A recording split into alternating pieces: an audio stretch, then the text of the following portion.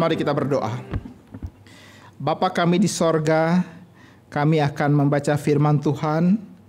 Dan kami mohon kiranya Roh-Mu yang kudus akan membaca hati kami dan menaruh firman kebenaran di dalamnya. Sebab tanpa kebenaran firman, maka kami adalah orang-orang yang rapuh adanya. Kami mudah untuk terombang-ambing dan kami mudah sekali untuk terjatuh di dalam kesesatan kami. Kami mohon kiranya Tuhan menolong kami satu persatu di dalam konteks hidup kami masing-masing. Tolonglah ya Bapa, dengarkan doa ini dalam nama Tuhan Yesus kami berdoa. Amin. Silakan duduk. Kita masih dalam seri tentang Abraham. Hari ini tema kita adalah pilihan manusia dan pilihan Allah, dan kita akan melihat akan cerita di dalam Alkitab tentang Abraham dan Lot. Saudara, dalam khotbah terakhir kita menyinggung waktu itu kita sedang membahas tentang Abraham di Mesir. Itu di dalam Kejadian pasal yang ke-12. Ya, Abraham sudah sampai di tanah perjanjian itu, namun oleh karena ada kelaparan, maka Abraham harus mengambil sikap. Maka dia berangkatlah ke Mesir dengan membawa seluruh anggota keluarganya. Saudara, kalau engkau membuka Kejadian pasal yang ke-12, dalam ayat yang ke-10 di sana ada satu catatan, ketika kelaparan timbul di negeri itu, pergilah Abraham ke Mesir. Pergilah Abraham ke Mesir. Ya, dan di tempat itu Abraham ternyata meresikokan hidup dan keluarganya. Ya, saya tidak akan membahas kembali tentang kisah tersebut. Cerita tentang bagaimana Firaun terpesona oleh Sarai bukan karena melihat, tetapi karena mendengar berita yang disampaikan oleh para punggawanya. Ya, dan itu membahayakan hidup Abram. Dan akibatnya Tuhan bertindak, dan di dalam pasal yang ke-13, ayat yang pertama, itu nanti akan kita bacakan bersama. Di situ ada catatan, maka pergilah Abram dari Mesir untuk pulang kembali ke tanah Negeb. Ya, jadi pasal 12 dibilang Abraham pergi ke Mesir. Lalu kemudian pasal 13 ayat pertama bilang Tuhan membawa Abraham pulang kembali. Pulang kembali. Nah, sampai di sini kita melihat inilah bagaimana anugerah bekerja. Anugerah itu membawa pulang. Anugerah itu membawa pulang seseorang. Pulang kembali. Menariknya, ini adalah terjadi dalam diri seorang yang percaya kepada Allah. Jadi ada kemungkinan orang yang percaya kepada Allah, mereka melihat dan mereka pergi. Melihat dan pergi keluar untuk mencari keselamatan, untuk mencari masa depan, untuk mencari harapan. Dan apa yang terjadi pada waktu Abraham pergi keluar dari Mesir, maka ia sedang mengatakan tanah perjanjian ini tidak memberikan harapan. Saya harus cari tanah yang lain. Memang kedengaran sangat logis, tetapi di balik keputusan itu ada sebuah langkah yang membelakangi Allah. Allah biarkan dan Allah membuat dia menikmati akan, dalam tanda kutip, tanahnya dia, tanah Mesir itu. Dia mendapatkan segala kesulitan, maka kemudian Allah bawa dia pulang kembali. Bawa pulang. Nah, apakah ketika Allah membawa dia pulang, lalu kemudian catatan terakhirnya adalah and they live happily ever after? Ternyata tidak, bukan? Ada muncul masalah yang baru juga di tanah perjanjian Tuhan. Tuhan memimpin sampai ke dalam kehendaknya, sudah menikmati satu hidup tertentu, bahkan sudah mendirikan mezbah korban bakaran di tempat itu. Tapi Abraham tinggalkan. Di tanah perjanjian ini, Abram tinggalkan tanah tersebut dan Tuhan bawa dia kembali. Dia bawa kembali dan dia akan menemukan cerita yang lain di sana. Banyak cerita yang lain. Ya, ada banyak cerita. Sebenarnya ini merupakan sebuah ujian bagi Abraham. Apa yang kamu lihat, itu yang akan kamu pilih. Apa yang kamu lihat, itulah yang kamu pilih. Itu sebab tema kita adalah pilihan. Pilihan. Apa yang kamu lihat, itulah yang kamu pilih. Abraham pernah melihat Mesir sebagai harapan. Dan dia pergi, dia memilih Mesir sebagai tempat untuk menyambung hidup. Sekarang dia sudah pulang kembali. Sekarang setelah ia belajar hal yang besar itu, sekarang dia melihat apa yang terjadi di dalam diri keponakannya. Siapa namanya? Lot. Lot nampaknya mengulangi hal yang sama. Melihat dan pergi. Lot melihat tanah yang begitu penuh dengan harapan, ya, ada banyak cerita tentang kehidupan di sana dan dia pergi ke sana. Abraham juga tetap melihat tanah itu, tetapi sekarang dia memutuskan untuk tinggal tetap. Dulu dia melihat dan dia pergi ke Mesir. Sekarang dia melihat tapi dia putuskan untuk tinggal tetap. Justru keponakannya sekarang melihat dan pergi ke sana. Nah, saudara, ini adalah background atau latar belakang daripada teks kita. Mari kita membuka Kejadian pasal yang ke-13, ayat pertama sampai ayat yang ke-4, saya akan membacakannya. Lalu nanti ayat yang ke-5, semua kaum pria, ayat yang genap semua wanita, begitu seterusnya bergantian sampai kepada ayat yang ke-18. Kejadian pasal yang ke-13. Maka pergilah Abram dari Mesir ke tanah Negeb dengan istrinya dan segala kepunyaannya.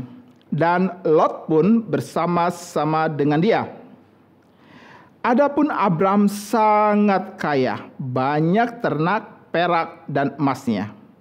Ia berjalan dari tempat persinggahan ke tempat persinggahan, dari tanah Negeb sampai dekat Betel, di mana kemahnya mula-mula berdiri antara Betel dan Ai, ke tempat mesbah yang dibuatnya dahulu di sana.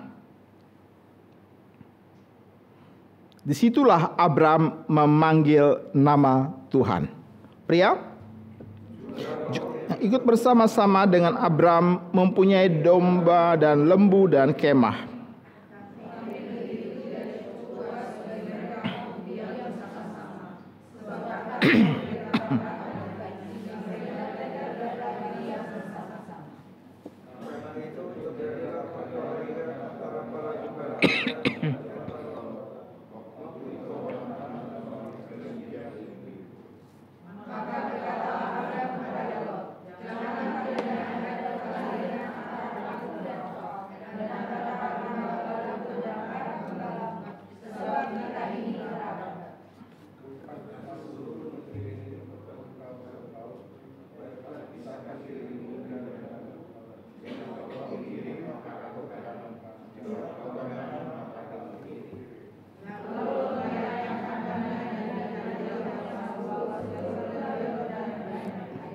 Seperti taman Tuhan.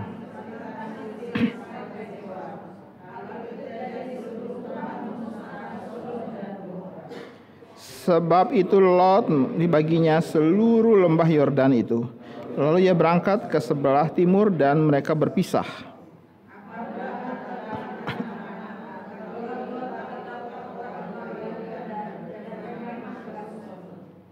Adapun orang Sodom sangat jahat dan berdosa terhadap Tuhan.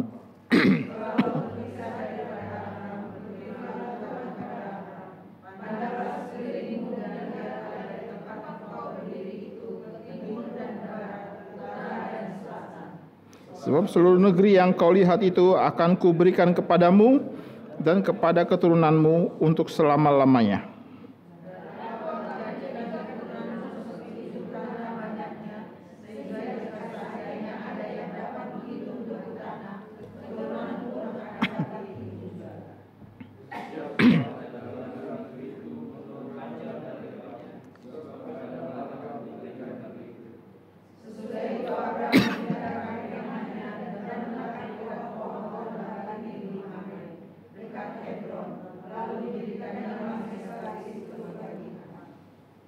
sampai sedemikian jauh pembacaan firman Tuhan ini.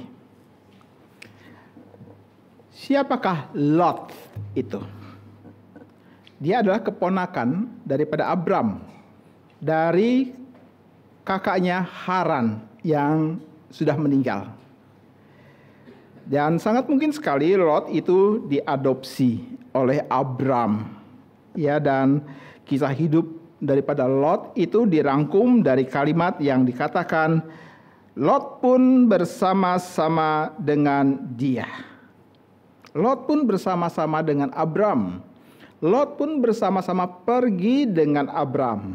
Bahkan semenjak awal Lot keluar dari Ur menuju ke Haran dan kemudian terus sampai ke dalam tanah Kanaan.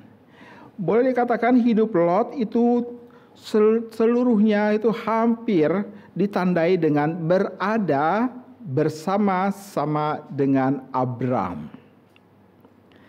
Saudara-saudara, Lot pergi bersama dengan Abram oleh karena Tuhan memerintahkan Abram pergi keluar.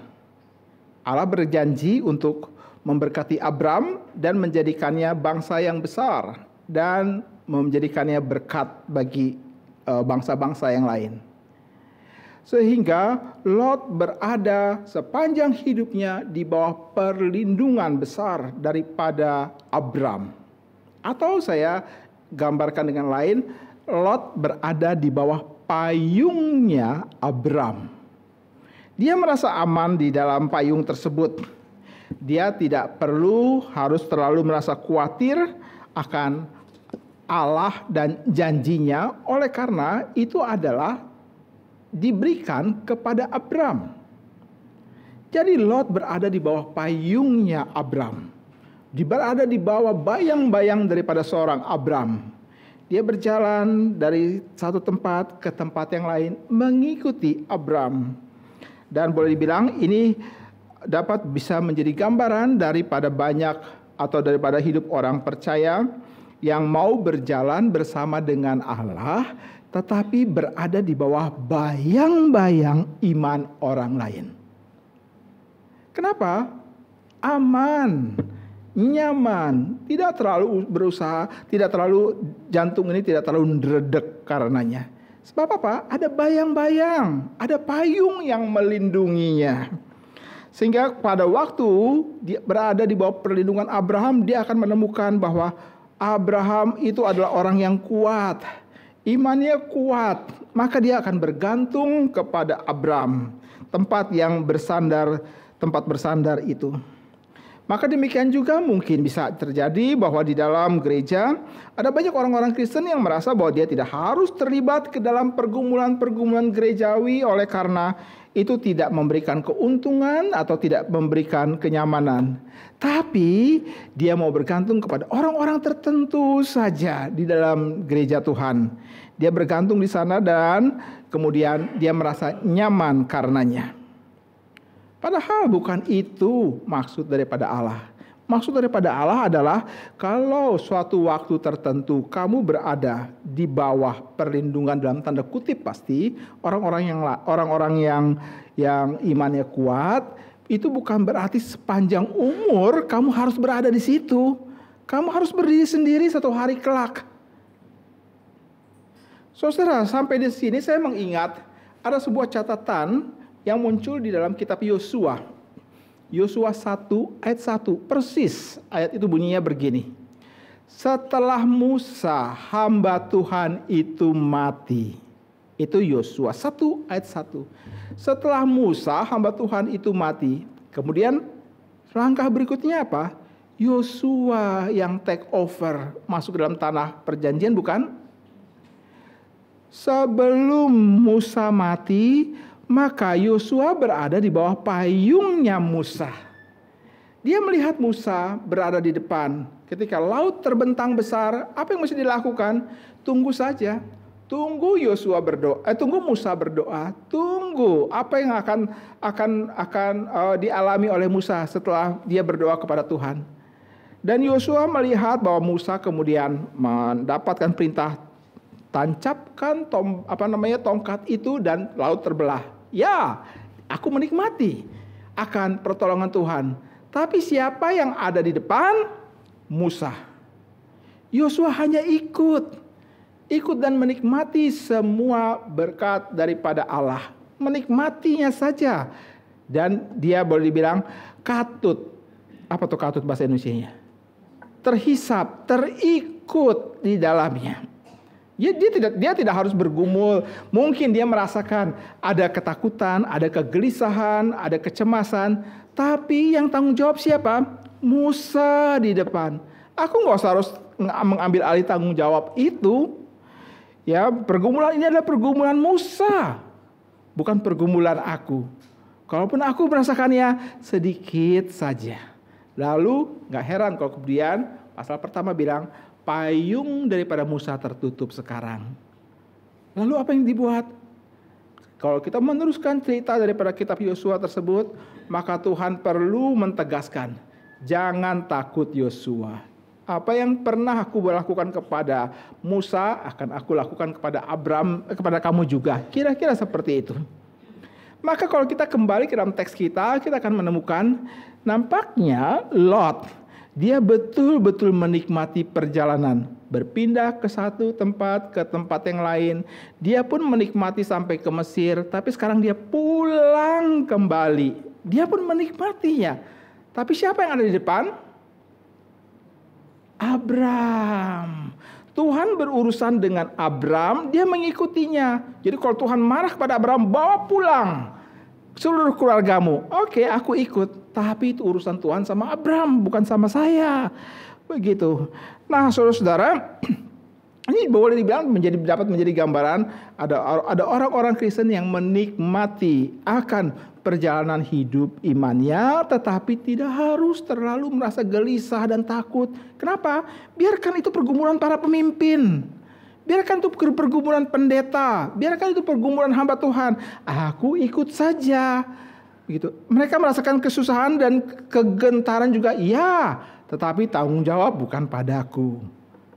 Tanggung jawab bukan pada saya. Dan boleh dibilang ini menjadi gambaran daripada hidup daripada Lot. Dan apa yang Lot pelajari? Lot, Alkitab katakan dia adalah imannya benar. Sebentar Pak Tommy, imannya benar? Ya, saya mengatakan demikian oleh karena perjanjian baru mengatakan bahwa Lot adalah orang benar. Namun, ia harus belajar untuk memiliki iman yang kuat dan berani berdiri sendiri. Tidak lagi mencari perlindungan dari pamannya, dari iman Abram, tapi dia mencari perlindungan kepada Allah sendiri.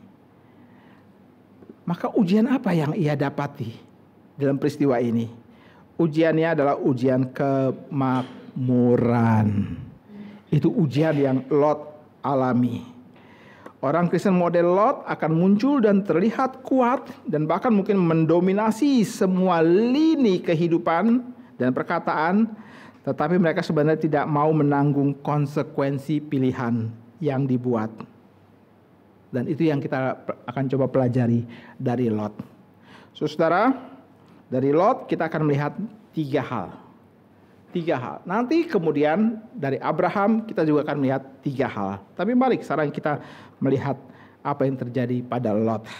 Ya, sebelum masuk ke dalam poin tentang apa yang Lot lakukan, maka kita memperhatikan ayat yang kelima dan ayat yang keenam.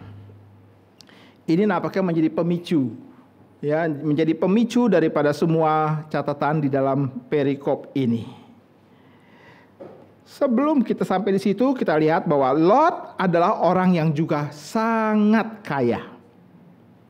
Di catatan di awal dibilang, Abram itu orang yang sangat kaya, banyak ternak, perak, dan emasnya. Lot pun juga demikian, mempunyai banyak kekayaan, sebab dia terhisap ke dalam kehidupan daripada seorang Abram. Lalu kemudian para gembala mereka mulai berkelahi satu sama yang lain oleh karena memperebutkan lahan, ya, atau tempat makanan.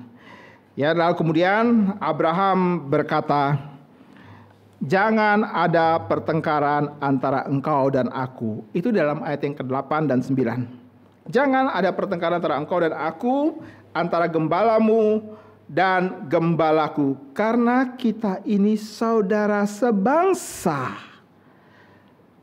Ya, pisahkanlah dirimu daripada aku. Jika engkau ke kiri, aku ke kanan. Jika engkau ke kanan, maka aku ke kiri. Dan Alkitab berkata kemudian mereka berpisah. Lot memilih bagi dirinya sendiri seluruh lembah Yordan di bagian sebelah mana? Timur. Lot memilih bagian timur. Abram tetap tinggal di Kanaan. Lot memilih untuk lembah Yordan dan mendirikan kemahnya di dekat Sodom, dan bahkan makin lama makin mendekat Sodom. Saudara, Alkitab berkata bahwa Abram mengambil inisiatif. Jangan ada pertengkaran antara engkau dengan aku, antara gembalamu dengan gembalaku, karena memperebutkan lahan. Ya, karena memperebutkan lahan. Dan ada ayat 7 muncul di situ. Bagian yang terakhir. Waktu itu orang Kanaan dan orang Feris diam di negeri. Apa ya signifikansi catatan ini? Waktu itu ada orang Feris dan orang Kanaan. Catatan ini buat apa maksudnya? Catatan ini mau mengatakan kalau orang-orang atau musuh-musuhnya Tuhan atau orang yang tidak percaya selalu mencoba akan mengambil kesempatan di tengah konflik yang terjadi di antara orang percaya. Gitu. Orang percaya ada kemungkinan konflik, ada. Nanti kita akan kita akan masuk dan melihat kenapa mereka bisa konflik. Tapi pertama-tama Abraham melihat potensi ini antara dia dengan Lot, antara gembala-gembalanya dan gembala Lot. Jadi untuk supaya tidak terjadi konflik yang berkepanjangan, maka pisahkanlah dirimu. Pisahkanlah. Lalu berarti kalau begitu Abraham yang mengambil inisiatif untuk bilang Lot pisah. Enggak. Sabar, nanti kita akan sampai ke dalam bagian itu. Ini bukan inisiatif daripada Abraham sebelumnya, tapi ini adalah sesuatu hal yang sudah sebenarnya disimpan lama oleh Lot. Ya, nah ada orang-orang Kanaan dan orang-orang Feris masuk dalam catatan itu, mau menunjukkan bahwa ada orang-orang yang model seperti ini yang mencoba untuk mengambil kesempatan di dalam kisruh yang terjadi di dalam relasi daripada Abram dan Lot. Ya, orang-orang ini selalu akan menebarkan cerita-cerita yang menimbulkan kisruh tersebut makin lama makin besar, makin lama makin runyam, makin lama makin mumet, makin lama makin hebat, dan mungkin sekali akan terjadi perpecahan yang besar sekali. Dan menariknya ini adalah gambaran juga daripada orang-orang yang tidak percaya. Ya, atau orang-orang yang kemudian mempunyai kebiasaan untuk kipas-kipas. Ada orang yang berseteru, itu suatu hal yang wajar oleh karena perbedaan pikiran, perbedaan cara pandang, perbedaan gaya hidup semuanya. Mungkin akan terjadi benturan. Tapi celakalah orang-orang yang mengkipas. Mengkipas dan mengakibatkan makin lama makin terbakar besar. Ini adalah orang-orang yang menghasut, orang-orang yang sebenarnya punya niat jahat, ya, tidak menyukai akan adanya suatu persekutuan yang indah di dalam penuh relasi kasih satu dengan yang lain. Dia tidak suka untuk melihat ini. Dia suka untuk melihat dua orang ini bertarung. Maka dicatatlah ada orang Kanaan dan ada orang Feris. Supaya apa? Supaya kita pembaca yang hidup pada saat ini dan sini harus waspada. Jangan kita menjual relasi persekutuan kita satu dengan yang lain atas nama keinginan pribadi, lalu kemudian memberikan tempat kehancuran oleh karena kita salah dan kurang bijak untuk menyikapi situasi. Ya, Sekarang kalau coba kita lihat, kalau engkau sekarang ada relasi yang tidak baik dengan orang lain, numpang tanya, kamu dengar dari mana cerita itu sehingga cerita tentang orang itu sehingga kamu makin lama makin sebel, makin gak suka sama orang itu. Kamu dengar dari mana? Lalu berita yang kamu dengar itu benar apa enggak?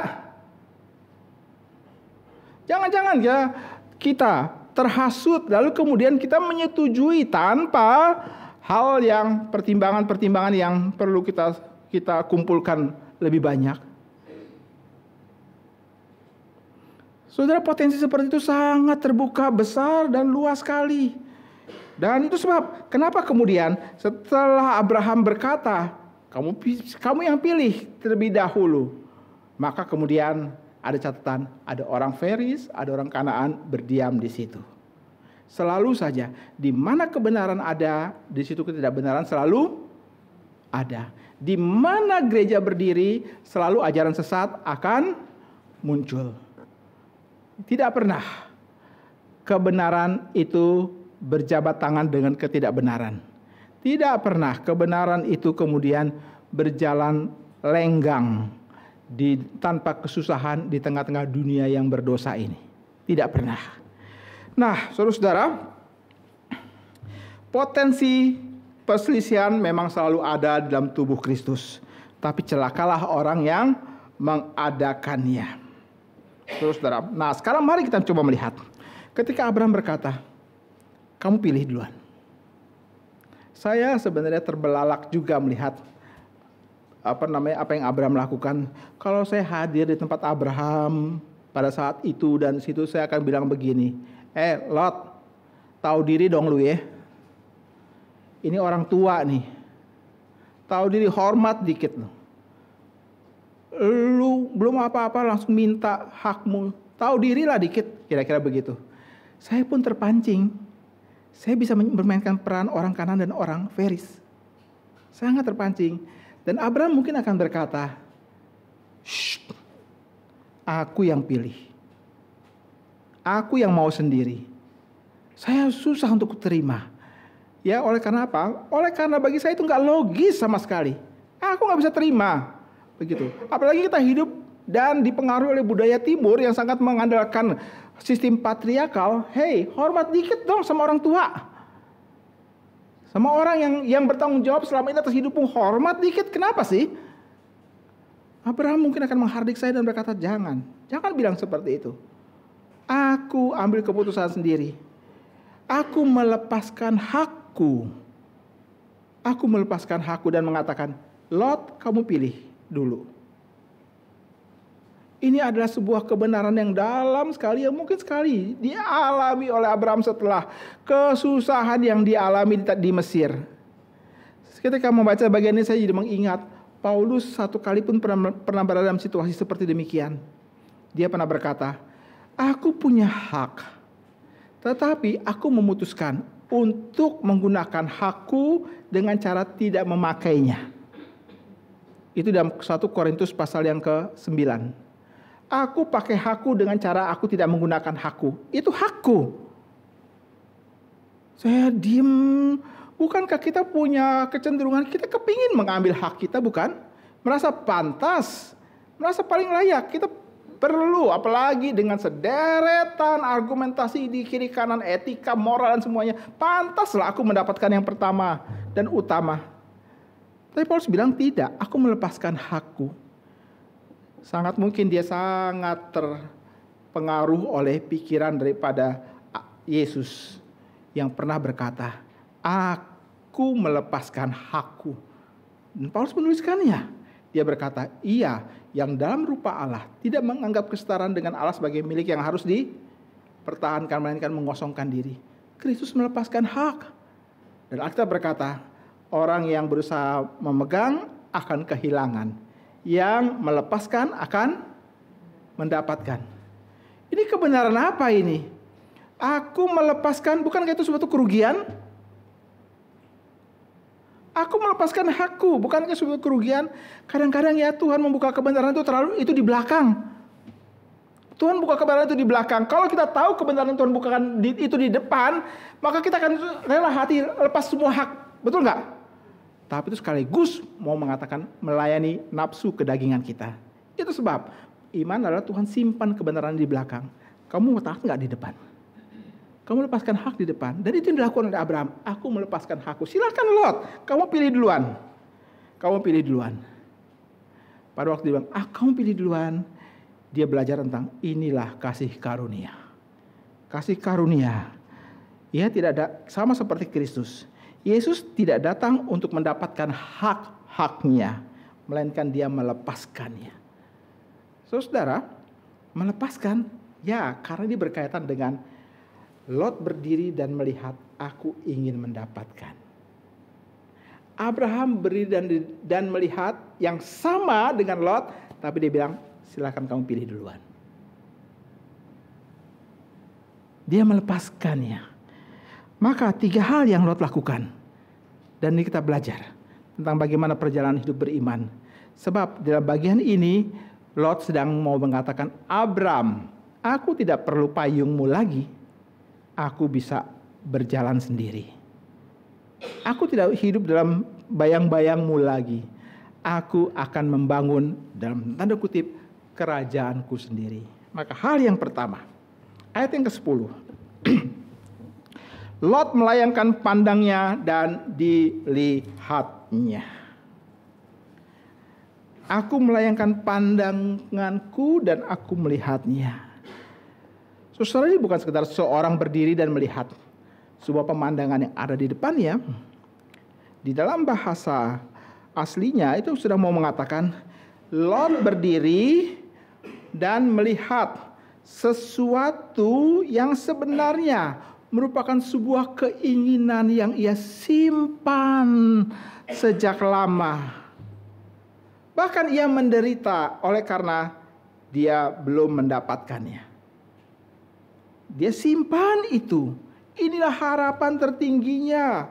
Dia akan berkata, kalau aku tidak mendapatkannya, maka aku orang yang menderita. Aku orang yang menderita kalau aku tidak mendapatkannya. Aku orang yang celaka kalau aku tidak mendapatkannya. Itu sebab kenapa di awal tadi saya bilang dia sebenarnya sudah melewati sebuah proses yang panjang sekali. Dia sudah melihat tentang tempat yang harus berbagi, lalu kemudian secara pikiran dia berkata, aku harus cari tempat yang baru. Dan apa yang dia lihat? Dia lihat di sana. Dan dia mulai menyimpan sebuah keinginan yang besar sekali. Aku tunggu saat itu. Aku tunggu momen itu. Bagaimana ini bisa menjadi sebuah pintu di mana aku bisa melakukan kehendakku. Dia melihat ke arah timur. Di sana ada dataran yang banyak airnya, lembah sungai Yordan. Bahkan dia mengatakan, tempat itu seperti taman Tuhan. Tempat itu seperti taman Tuhan. Di kedua sisinya ada hamparan tanah yang subur yang menjanjikan. Lalu dia melihat kota-kota yang di dataran tersebut. Dan mungkin sekali mengingatkan dia akan Mesir. Tempat di mana ia pernah tinggal seketika waktu lamanya bersama dengan Abraham. Di sana dia akan berpikir bahwa aku mempunyai potensi untuk menjadi kaya dan begitu cepat sekali aku akan mendapatkannya. Ini mungkin muncul di dalam pikiran daripada seorang Lot. Saya melihat masa depan, saya melihat harapan, saya melihat kesuksesan, saya melihat kemakmuran, saya melihat kekayaan, saya melihat potensi memiliki properti yang makin lama makin besar.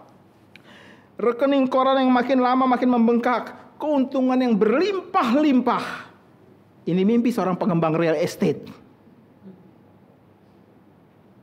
Jadi Lot ini ada orang yang jeli sekali untuk melihat itu. Dan dia simpan itu baik-baik dalam hatinya. Cuma pertanyaannya adalah, apakah Lot melihat semuanya? Dia melihat yang dipilihnya. Berdasarkan keinginan hatinya. Dia tidak melihat semuanya. Dia hanya melihat yang menarik perhatiannya secara fisik. Yang dipikir bisa memuaskan harapan dan keinginannya. Ia melihatnya dengan mata hatinya. Ini adalah inti hidup daripada seorang Lot. Ini adalah inti hidup daripada banyak orang percaya. Mungkin saya juga termasuk di dalamnya. Melihat keluar dan menginginkan dengan cara yang bukan kehendak daripada Allah. Kehendak Allah apa? Kamu di tanah Kanaan. Aku sudah bawa kamu kembali ke sini. Tapi sekarang kamu melihat itu lebih baik, lebih indah. Atas nama supaya tidak terjadi pertengkaran. Maka aku pergi keluar. Dia meninggalkan tanah Tuhan. Dia meninggalkan pimpinan Tuhan yang sudah membawa dia kembali bersama dengan Abram. Dia mempunyai keinginan dengan cara yang berdosa. Cara yang berdosa itu bukan mencuri. Cara yang berdosa itu bukan berdusta. Cara yang berdosa di sini adalah tidak mempertimbangkan akan kebenaran daripada Allah. Ini celah kecil. Celah kecil sekali. Celah kecil. Tapi Lot mengintip di dalamnya. Waduh, indah sekali taman di depan sana. Baiklah, aku pergi ke sana. Dan dia meninggalkan Abraham. Mereka berpisah. Saudara-saudara, aku melihat dan aku menginginkannya. Tuhan Yesus satu kali berkata dalam khotbah di bukitnya tentang mata yang melihat seorang perempuan dan mengingininya di dalam hati. Dikatakan sebagai apa? Berzinah bukan? Bahkan dibilang dalam Alkitab metafora mata itu ada sesuatu hal yang mempengaruhi seluruh hidup. Kalau matamu buat dosa, cungkil katanya. Lalu kemudian dikatakan juga, kalau Tuhan Yesus berkata, matamu jahat, gelaplah seluruh hidupmu. Matamu baik, teranglah seluruh hidupmu. Saudara, bukan berarti kemudian kita melihat secara fisik, kemudian kita berdosa. Bukan, poinnya itu adalah kita melihat dan kemudian mempunyai keinginan dan kita mengabaikan kebenaran Tuhan. Itu celah yang terjadi. Kalau aku tidak mendapatkannya, maka celakalah hidupku. Saudara, pertimbangan. Aku melihat apa? Aku melihat kalau aku masuk sekolah ini dengan jurusan ini, maka masa depanku akan MDC. Apa tuh? Masa depan cerah, bukan madesu. Masa depan suram. Aku melihat sekolah, aku melihat pekerjaan, aku mencari pasangan. Nggak salah kita melihat itu. Kita nggak salah memiliki banyak sekali referensi dan pertimbangan-pertimbangan. Nggak salah. Cuma pertanyaannya adalah, apakah ada pertimbangan kehendak Allah juga di dalamnya atau tidak? Lot berkata, kalau aku tidak mendapatkannya, maka aku celaka. Karena itu dia betul-betul berminat sebenarnya. Keinginan sudah lama dia simpan. Ini adalah cara Lot mendefinisikan hidupnya. Ini juga mungkin bagaimana cara kita mendefinisikan kehidupan kita. Seluruh keberadaan dan tujuan hidup kita. Kalau aku tidak mendapatkannya, nggak apa-apa. Betul, kamu punya harapan dan kamu ingin berjuang untuk mendapatkannya. Tapi itu belum semuanya. Pertanyaannya adalah, ada pertimbangan kebenaran Allah memimpin di dalam atau tidak? Ada pertimbangan Allah memagari atau tidak? Tidak heran kalau kemudian apa yang dikatakan, yang dilakukan oleh Lot itu kemudian didefinisikan oleh Alkitab sebagai sebuah kejahatan.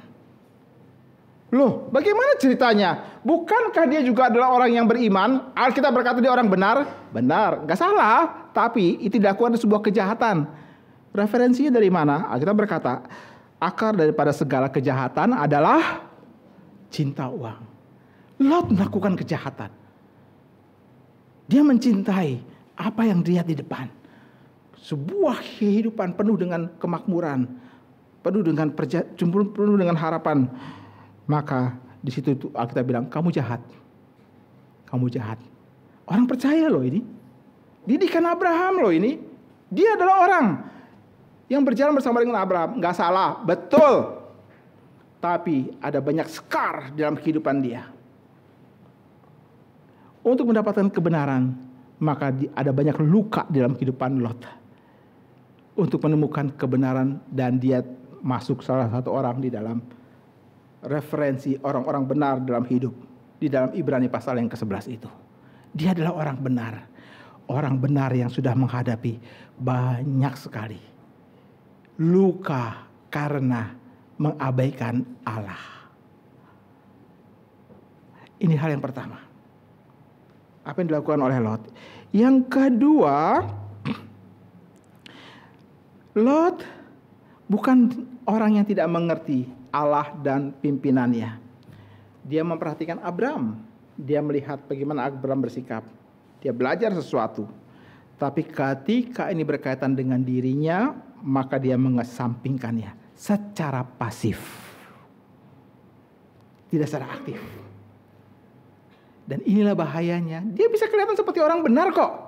Dia kelihatan seperti orang yang takut akan Tuhan. Tetapi secara pasif dia menolak Allah. Dia lebih memilih tanah yang lain dan menolak menjadi bagian dalam tanah perjanjian Allah. Kalau secara aktif ya terang-terangan kelihatan, tapi secara pasif diam-diam dia menolak. Waduh, ini bahaya laten ini. Ini bahaya yang mungkin kita buat secara tidak sadar. Kita membandingkan kehidupan di dalam Tuhan dan kehidupan di luar Tuhan. Kenapa ya orang-orang di luar Tuhan kok kelihatannya subur-subur, tumbuh, gemuk mereka, perawakan mereka. Itu juga dialami oleh Asaf bukan? Kenapa ya? Aku juga diam-diam kepingin merasakan seperti itu. Aku hidup dalam keadaan mengikuti Tuhan. Kok sepertinya tidak terjadi perubahan apa-apa dalam kehidupanku. Aku bergumul dan aku susah. Aku bergumul dan aku ada air mata terus-menerus yang tumpah tiap-tiap kalinya. Oh Tuhan, aku percaya kepadamu, tapi kenapa tidak ada perubahan yang terjadi? Sementara aku melihat orang lain, kenapa ya? Dandanannya parlente neces. Kenapa ya rambut klimis? Kenapa seperti demikian? Aku kepingin juga seperti itu loh Tuhan. Dia tidak tahu bahwa misalnya apa yang dilakukan oleh orang itu mereka mendapatkannya dengan hal yang tidak berkenan kepada Allah. Yang tidak berkenan kepada Allah itu yang kayak apa sih? Yang tidak dilakukan di dalam iman kepercayaan kepada Kristus. Dia boleh sekali menjadi orang-orang yang kelihatan sukses. Tapi kalau tidak dilakukan dalam iman kepada Kristus, maka di hadapan Allah itu ada suatu hal yang berdosa adanya. Tapi Tuhan, biarkanlah aku menikmatinya. Toh, aku juga tetap percaya kepadamu. Ya, Lot orang beriman. Tapi dia mesti belajar tentang Allah satu-satunya dalam kehidupan dia. Pak Tommy, realistis sajalah. Realistis sajalah. Itu kan argumentasi yang kita kerap kali dengar ya. Realistislah Pak Tommy, realistislah. Realistis. Demikian ucapan yang kerap kali kita dengar. Kita mengatakan realistis sajalah. Berdasarkan apa? Berdasarkan realita bukan? Realistis dan realita itu adalah dua hal yang saling berkaitan satu dengan yang lain. Realistis adalah pentafsiran terhadap realita. Aku melihat realita dan aku menafsirkannya. Realistis dapat menjadi seseorang yang ketika melihat realita lalu kemudian berseru kepada Tuhan, Tuhan, please help me. Realitanya sepertinya tidak menjanjikan. Tapi aku tahu aku tidak bisa membuang kebenaran Tuhan. Tapi bisa juga realistis begini. Realistis bisa menjadi ekspresi kondisi hati yang tidak percaya. Dan berkata, realistis sajalah. Realistis. Begitu bukan? Realistis tanpa kebenaran Tuhan itu kemunduran.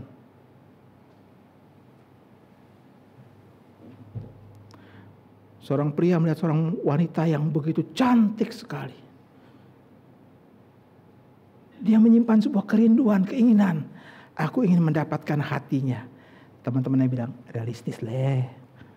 Realistis. Kamu siapa? Realistis sajalah. Realistis. Kamu tuh bak pungguk merindukan bulan.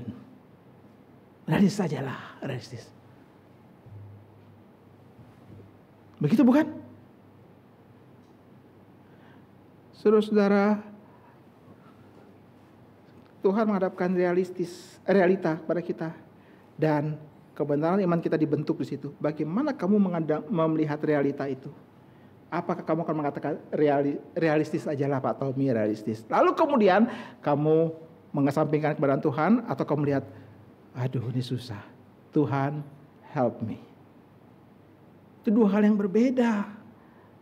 Kalau kondisi hati yang sudah tidak percaya, maka segala sesuatu akan geser. Atas nama realistis. Coba kita berhenti sejenak dan kita berpikir, ada berapa banyak realistis yang kita bangun dalam kehidupan kita, yang intinya adalah kita tidak memasukkan pertimbangan kebenaran Allah di dalamnya. Berapa banyak realistis itu?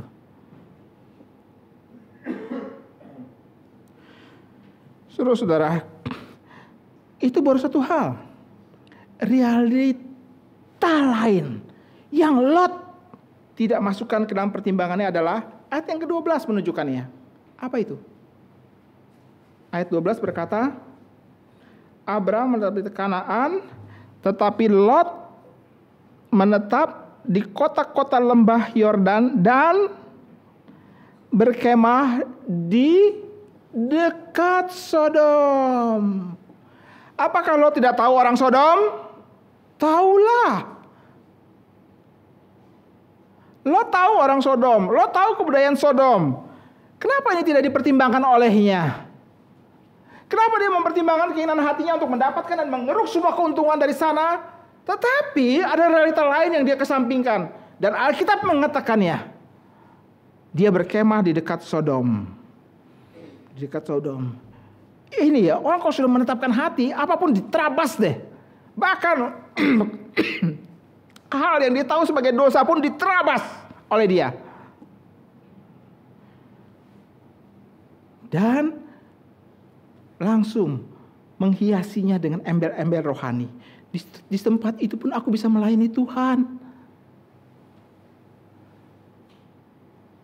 Padahal dia tahu sendiri pertimbangan itu tidak menjadi yang hal utama dalam kehidupannya. Nggak heran kalau Yeremia itu satu kali menghadapi situasi yang sama, dia berkata, betapa liciknya hati. Lebih licik dari segala sesuatu.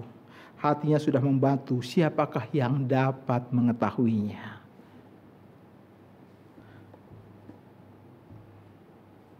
Saudara-saudara, Lot tidak tahu bahwa Sodom satu kali akan dihancurkan oleh Allah. Pak Tommy, Abraham juga nggak tahu kok. Betul, Abraham juga nggak tahu. Tapi Abraham memilih untuk tinggal di Kanaan karena itu kehendak Tuhan. Selebihnya itu urusan Tuhan.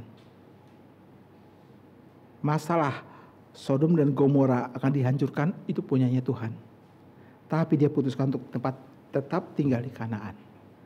Itu sudah berkenan kepada Allah. Sebab Tuhan akan hancurkan Sodom dan Gomora ini. Tapi Lot dia pergi ke sana. Dan nanti bukan saja Lot mengalami banyak kali pertolongan daripada Allah. Tuhan kirim malaikat pergi bawa Lot pulang.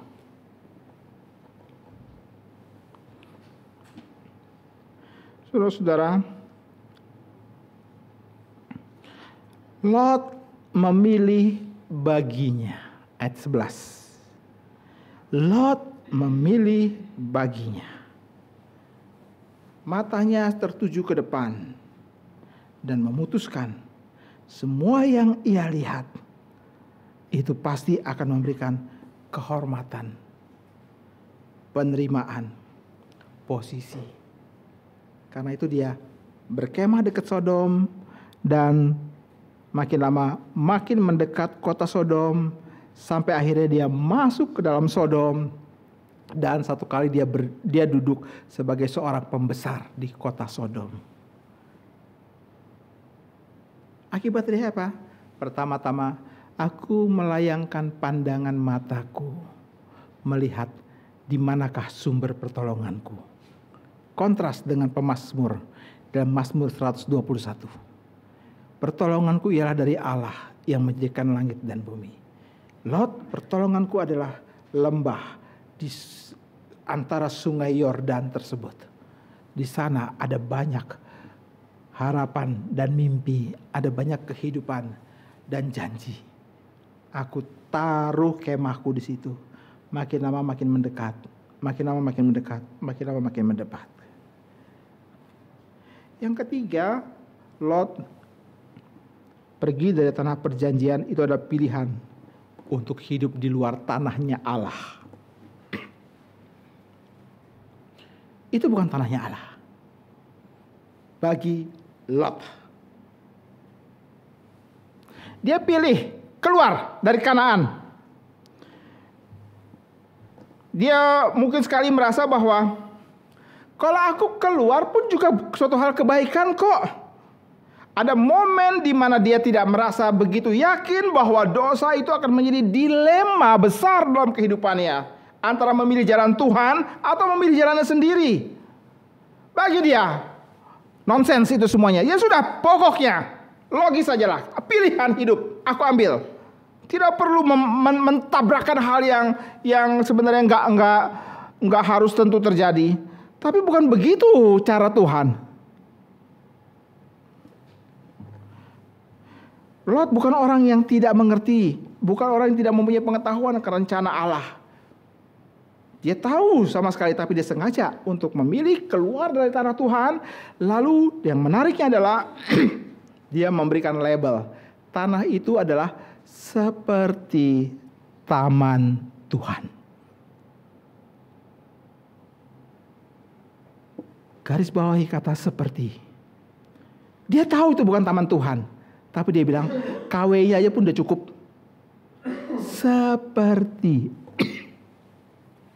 Seperti taman Tuhan. Sini lihat ya, lapisan dosa itu betul-betul tersusun dengan rapi sekali. Kalau Tuhan tidak membukakan, kita akan mengatakan, what's the point? What's the problem? Ini baik untukku kok. Ya, baik untukmu.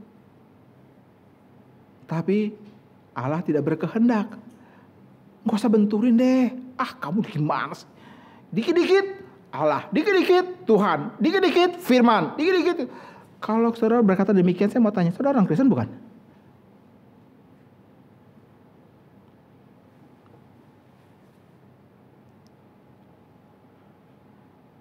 Kata-kata seperti taman Tuhan itu adalah logikalisasi bernuansa rohani untuk membenarkan tindakan sendiri. Ia pergi ke sana dan mengambil katanya haknya untuk menjadi miliknya. Dia sedang seperti mau mengatakan, aku bisa masuk ke tamannya Tuhan. Padahal taman Tuhan adalah taman yang dijaga oleh malaikat, bukan? Tidak satu orang pun yang bisa masuk ke dalamnya setelah Adam dan Hawa diusir. Tuhan menempatkan malaikat berjaga. Nggak bisa satu orang pun yang masuk. Tapi Abraham bilang, aku bisa masuk. Dan aku masuk dan malaikat pun nggak ada di sana. Aku masuk ke sana kok. Inilah kompleksitas dosa yang tidak dilihat oleh Lot. Dia mengungkapkan hasrat terdalam daripada diri yang ingin bebas berdasarkan keinginan matanya.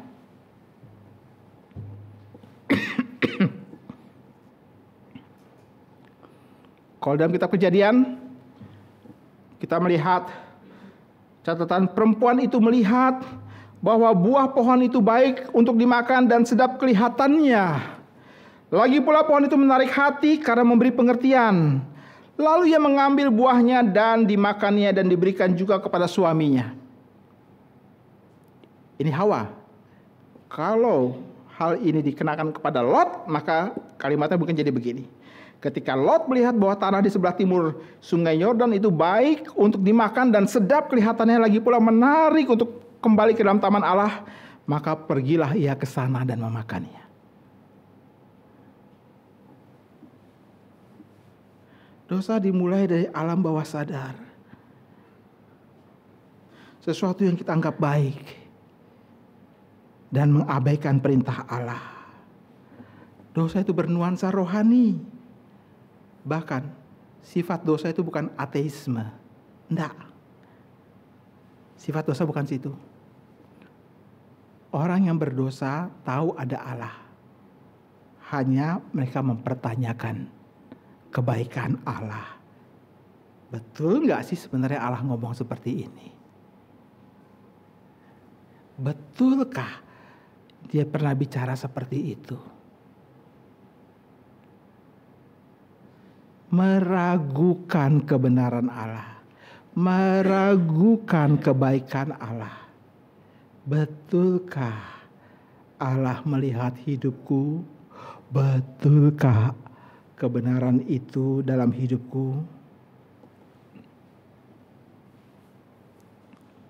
Sebab realita tidak mengatakan demikian, maka aku menafsirkannya realistis sajalah. Realistis. Kita perlu berhati-hati untuk hal ini. Saudara, beriman berarti kita tidak berjalan berdasarkan apa yang kita lihat, tapi berdasarkan apa yang kita ketahui sebagai kebenaran di dalam Tuhan. Paulus berkata, sebab hidup kita ini adalah hidup karena percaya, bukan karena melihat. 2 Korintus 5 ayat yang ke-7 mengatakan demikian. Tiga hal yang Lot lakukan.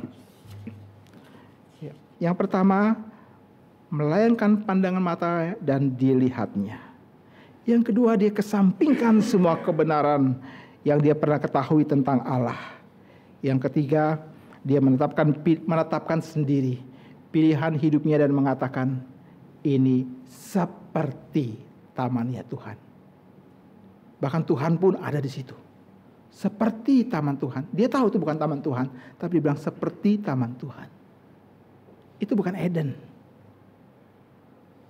Tapi dia bilang, itu seperti. Cukuplah seperti. Tuhan tidak berkenan kepadanya. Saudara, sekali lagi, dosa itu mempunyai lapisan-lapisan yang terbungkus dengan rapi sekali.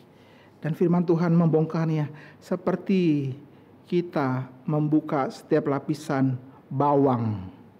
Kita buka lapisan itu satu persatu. Kita lihat, mengulitinya. Puji Tuhan ada cerita ini. Dan ada cerita banyak cerita yang lain di dalam perjanjian lama tentang bagaimana cara kita beriman. Perjanjian lama itu seperti mengupas hal detail dan hal teknis tentang bagaimana kita beriman. Dan itu meletakkan pengertian. Saya sangat menyukai perjanjian lama karena ini. Perjanjian lama seperti seorang guru yang sabar sekali. Sabar sekali membawa muridnya. Buka satu-satu ya. Buka satu-satu dan melihat isinya. Terima kasih ada perjanjian lama yang menjelaskan semua itu. 3 hal yang dilakukan Lot. Sekarang bagaimana dengan Abram kalau begitu? Abram juga ada 3 hal yang dilakukannya. Saudara-saudara, ayat yang ke-14, setelah Lot berpisah dari Abraham, perhatikan, berfirmanlah Tuhan kepada Abram. Allah yang mengambil inisiatif, dia yang membuat pilihan. Kalau di sebelumnya Lot yang mengambil inisiatif dan dia buat pilihan. Aku mau, sebab dia sudah lama sekali memendam pilihan itu dan sedang menunggu momennya untuk ngomong. Dan dia tidak dan dia langsung menyambut akan momen ketika Abraham antara aku dengan kamu supaya tidak ada terjadi pertengkaran. Dia menyambutnya. Maka pisahkanlah dirimu dari antaraku. Abram tidak bicara tentang pisahkan keluar dari tanah perjanjian. Tapi Lot melihatnya jauh lebih daripada apa yang Abraham pikirkan. Abraham membatasi diri dalam tanah perjanjian, tapi Lot bilang, Frekmar, semua itu. Aku mau yang satu hari yang lebih di sana. Saudara-saudara, maka sekarang kita lihat tentang Abram. Tuhan berkata, Abram, pandanglah sekelilingmu dan lihatlah. Jadi Tuhan yang turun dan berkata kepada Abram, orang benar itu, lihatlah. Lihat kemana? Lihat kemana? Ke utara, ke selatan, ke timur, tempat Lot pergi loh ini. Ke timur dan ke barat. Selatan, utara, timur, dan barat. Seluruh arah mata angin. Bahkan tempat di mana Lot pergi. Tuhan mau bilang, itu punyamu, itu bukan punya Lot. Lot pikir dia menjadi tuan tanah di sana nanti. Enggak. Dia jadi budak di sana. Tanah itu punya kamu. Abraham. Ini yang kita bilang, kamu melepaskan, kamu akan mendapat sesuatu yang lebih daripada apa yang kamu perkirakan. Abraham melihat pikirannya Allah. Abraham melihat pilihannya Allah. Abraham melihat pikirannya Allah. Itulah hidup beriman. Dalam semua hal keputusan-keputusan yang kita buat, engkau lihat pilihan Allah dan pikiran Allah. Engkau melihat kebenaran Allah, itu adalah bagaimana kebenaran Allah yang menguasai kehidupanmu. Engkau melihat pilihan Allah, itu adalah responsmu. Kebenaran Allah meletakkan dasar, menjaga, menjagrak. Pilihan Allah, itu adalah engkau melihat pikiran Allah. Dan kau hidup di dalamnya. Itu hal teknisnya. Gak heran Paulus bilang, pikirkanlah perkara-perkara yang di atas di mana Kristus ada. Berubahlah oleh pembaharuan budimu, sehingga kau dapat membedakan manakah kehendak Allah dan manakah yang tidak. Pembaharuan daripada akal budi, itu adalah contoh daripada orang yang hidup beriman. Saudara, ada orang model seperti Lot. Dia mengetahui kebenaran Allah, tapi dia tidak beriman. Kenapa? Dia tahu kebenaran Allah, tapi pilihannya bukan berdasarkan kebenaran itu. Itu tidak beriman. Yang beriman adalah, aku tahu kebenaran Allah, aku memilih berdasarkan kebenaran itu. Lot adalah contoh orang Kristen yang tidak beriman. Dia tahu kebenaran Allah, tapi dia mengambil keputusan bukan berdasarkan kebenaran itu. Lihat bedanya. Saudara dan saya bisa tahu banyak pengetahuan tentang Allah, kebenaran Allah. Tapi poinnya bukan di situ. Poinnya adalah pilihanmu satu kali nanti. Itu menunjukkan kau beriman atau enggak. Itu menunjukkan tentang bagaimana kebenaran Allah itu hidup dalam hidupmu atau tidak. Pilihan kita yang menentukan. Ada saturasi daripada kebenaran itu dalam hidupmu atau tidak.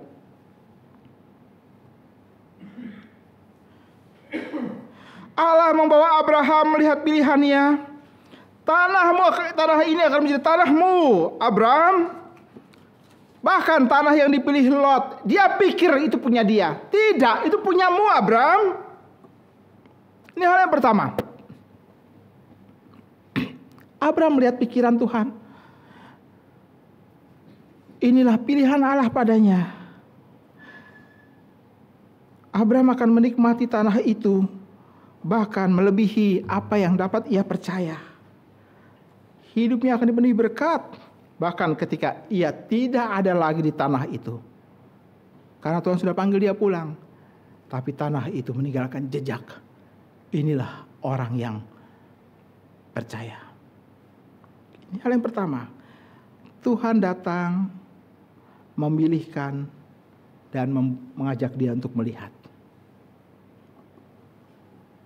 Tuhan datang dalam hidup kita, memilihkan yang terbaik bagi kita, dan membawa kita untuk melihat kebenaran-kebenarannya.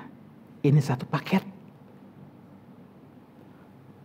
Tuhan datang hidup kita, memilihkan kehidupan kita, lalu kita nggak mau kebenarannya, kita adalah orang benar yang tidak beriman.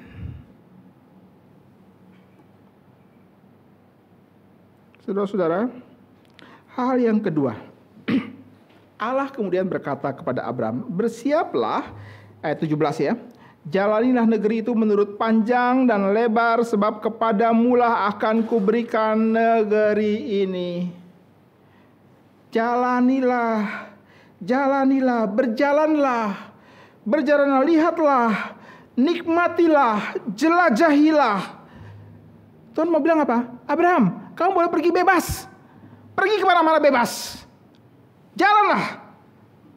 Kita bisa membayangkan Abraham berjalan ke sana ke sini dan bertemu dengan orang Kanaan, orang Feris.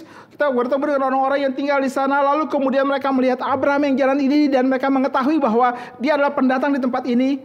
Lalu Abraham akan berkata demikian, aku adalah landlord di tempat ini. Tanah ini punyaku.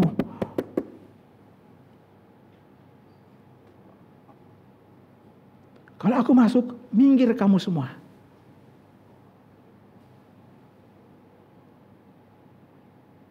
Ini tempat di mana akan ada banyak keturunan dariku. Abraham berjalan bebas, keliling sana sini, memiliki semuanya. Saudara-saudara, inilah kebebasan seorang percaya di dalam imannya. Kalau kita bicara dalam bahasa perjanjian baru, kita saya mau mengatakan inilah kebebasan hidup berjalan di dalam pimpinan Roh Kudus. Kamu bebas berjalan, bebas, nikmatilah. Kita jangan jadi orang yang sedikit takut dan kemudian mengundurkan diri. Bebas, nikmatilah hidup dalam dunia ini. Karena dunia ini diciptakan oleh Allah dan Tuhan Allah menempatkan engkau di tempat itu dan nikmatilah Allah dan kebenaran di tempat itu.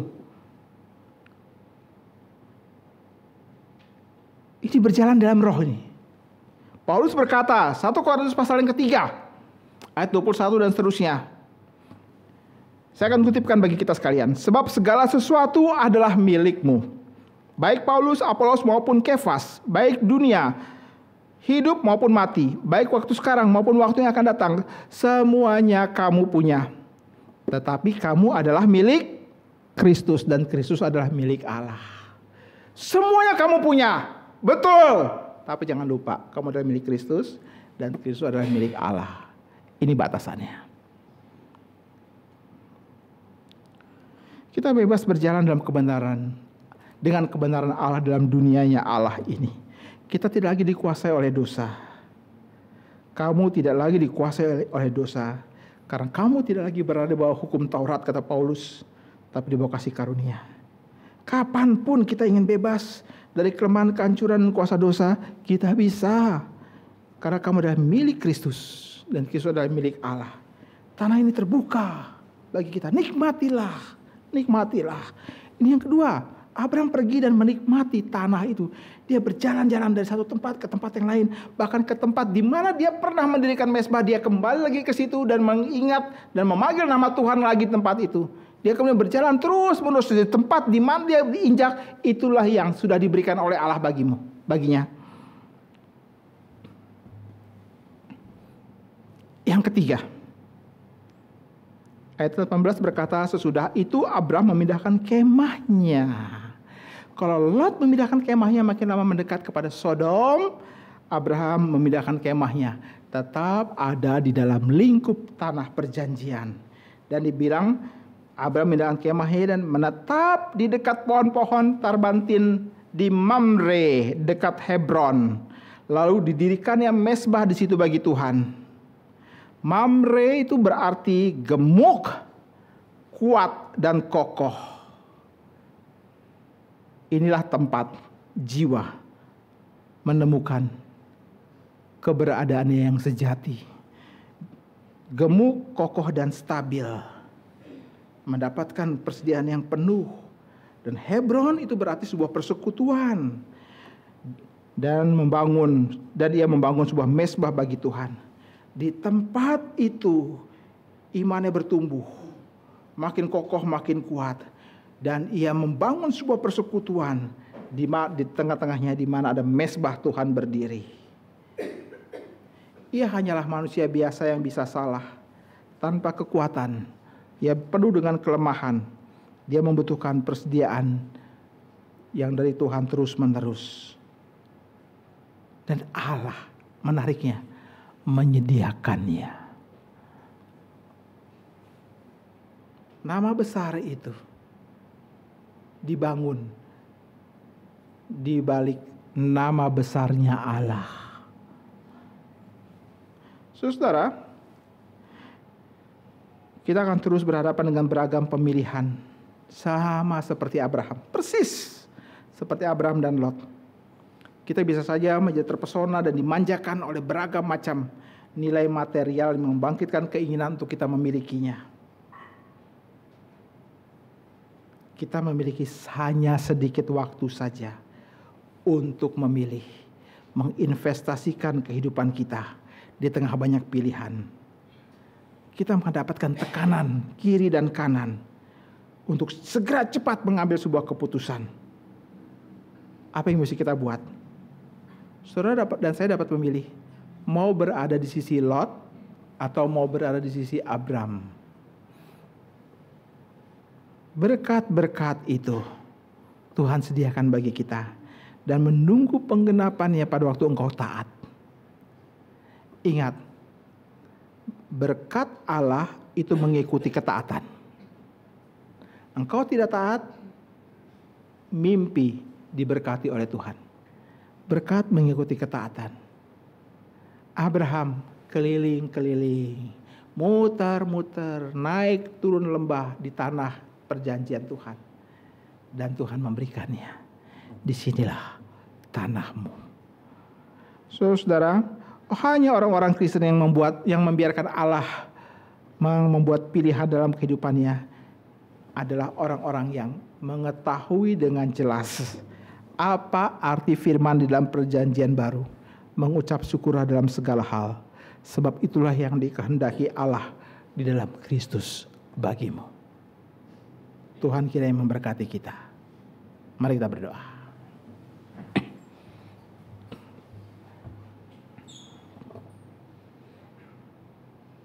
Bapa kami di sorga, terima kasih untuk